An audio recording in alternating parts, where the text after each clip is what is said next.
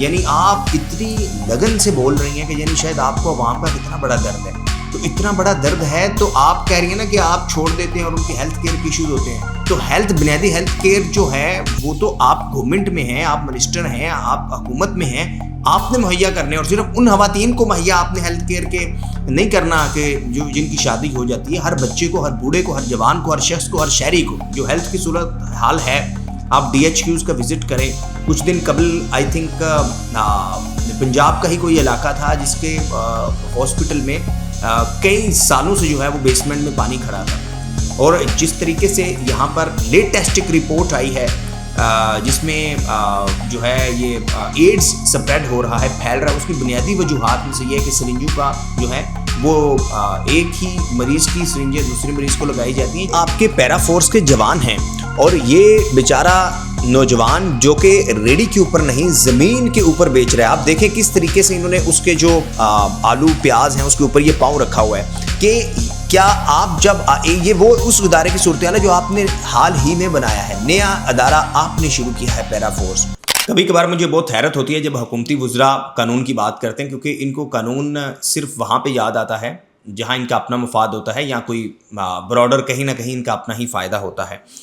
ویسے CCD جو کچھ کرتی رہے وہ بے شک لوگوں کو اٹھا کر ان کی جانیں لیتی رہے, تو ان کو قانون یاد نہیں آتا. عظمیٰ بخاری صاحبہ نے چائلڈ میرج کے حوالے سے جو ہے وہ floor on the house speech کی ہے. یہ ذرا اسپیچ میں آپ کو سنواتا ہوں, آپ سنیے گا, پھر اس کے بعد انالیسس کرتے ہیں. افسوسناک بات جو سب سے زیادہ تکلیف دہ ہے میرے لیے وہ یہ ہے کہ میرے بھائی نے کہا کہ ایک بندہ جو ہے وہ اگر اس کی بلوغت ہو گئی ہے ایک لڑکے کی تو پھر جو اس کی شادی نہ کرے, وہ ریپ کرے, وہ سکون کیوں نہ کرے جناب اسپیکر, وہ اپنی 18 سال کی ایج جو ہے اس کا انتظار کیوں نہ کرے. اور آپ کو یہ جسٹیفیکیشن ہے کیونکہ اب ایک انسان کو, مجھے اس پہ غصہ آ گیا جناب اسپیکر, مجھے اس پہ غصہ آ گیا ہے, اب میں اس کو قتل کر دوں, مجھے ایک ایگزمپشن دے دے, مجھے اس کو قتل کرنا میرا دل چاہتا ہے, مجھے اس پہ غصہ آیا. جناب اسپیکر یہ کون سی جسٹیفیکیشن ہے؟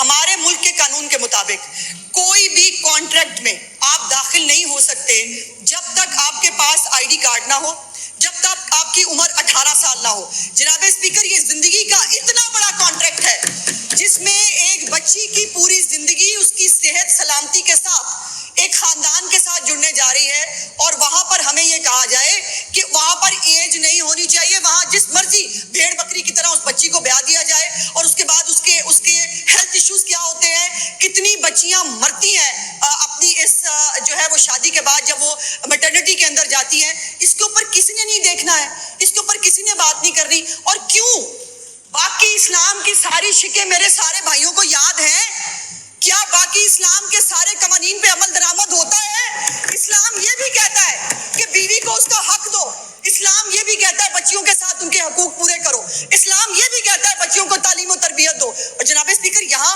آپ جو ہے وہ اپنی مرضی کی انٹرپریٹیشن لے کے آ جاتے ہیں صرف اس وقت جب کسی بچی کی, جب کسی عورت کی بہتری کی بات ہو. ایگزیکٹلی یعنی یہاں پہ یہ آپ کو ایسے لگ رہا ہوگا کہ عظمیٰ بخاری صاحبہ شاید اپوزیشن کی کسی جماعت سے ان کا تعلق ہے اور وہ بتا رہی ہیں کہ اسلام کیا کہتا ہے.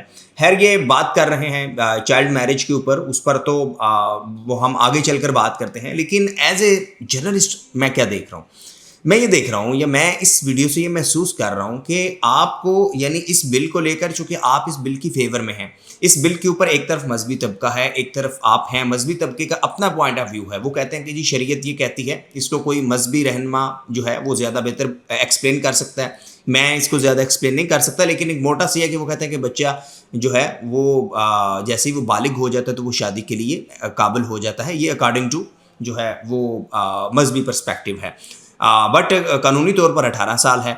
قانون چلیں, اگر آپ اتنی قانون کی بات کر رہے ہیں تو قانون تو بڑا سمپل سا ہے. انالیسز میرا یہ ہے کہ قانون تبھی جو ہے وہ افیکٹو ہوتا ہے جب اس پہ ایکول جو ہے وہ امپلیمنٹ ہوتا ہے, امیر غریب کی تمیز کیے بغیر. یہاں پہ آپ ساری قانونی باتیں کر رہی ہیں, یعنی آپ اتنی لگن سے بول رہی ہیں کہ یعنی شاید آپ کو عوام کا کتنا بڑا درد ہے.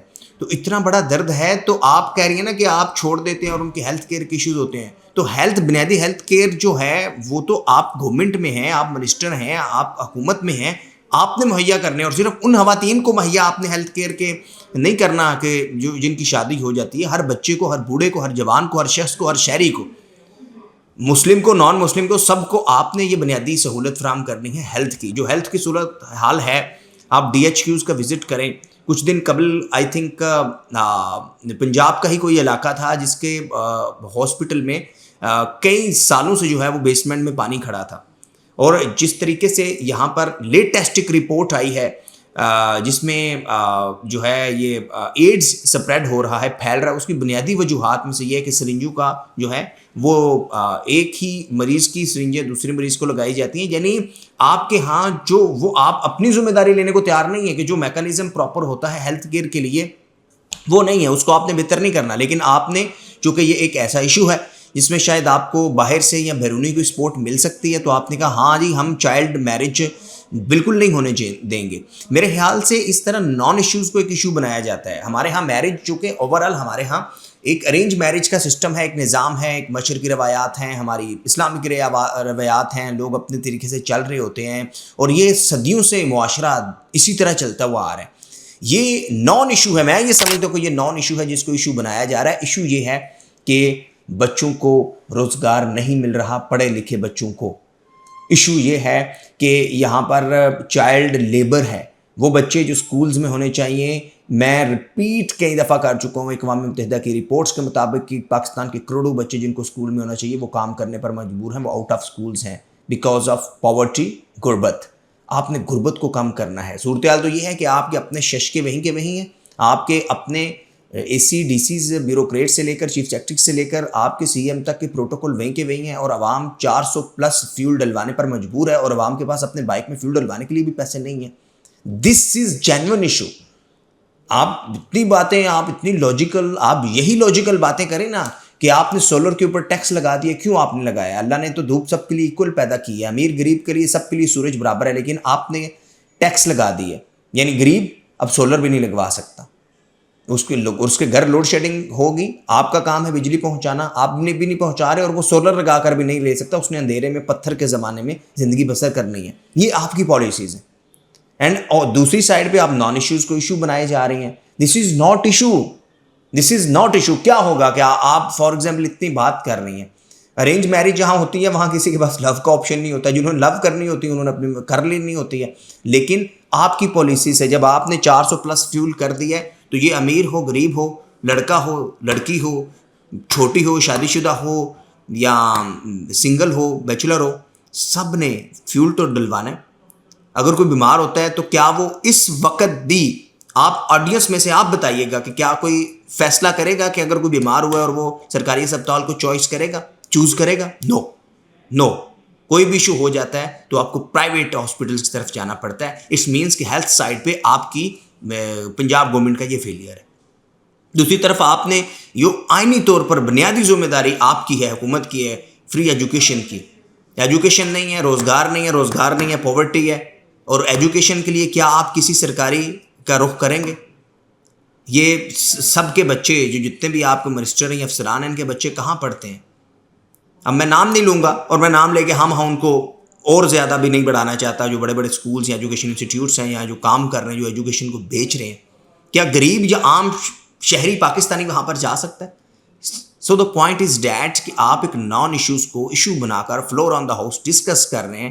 اٹس مینس کہ آپ ایکچوئل ایشوز سے لوگوں کی توجہ ہٹانا چاہتے ہیں. It's very simple. سو لوگ یہ ساری چیزیں دیکھ رہے ہیں, اور اس وقت لوگوں کی جو زندگی ہے ویورز, میں جب روڈ کے اوپر جا رہا ہوتا ہوں نا, آئی ایم آبزرونگ کہ جہاں بھی میں جاتا ہوں میں دیکھ رہا ہوتا ہوں کہ یار لوگوں کا واقعی گزارا نہیں ہو رہا.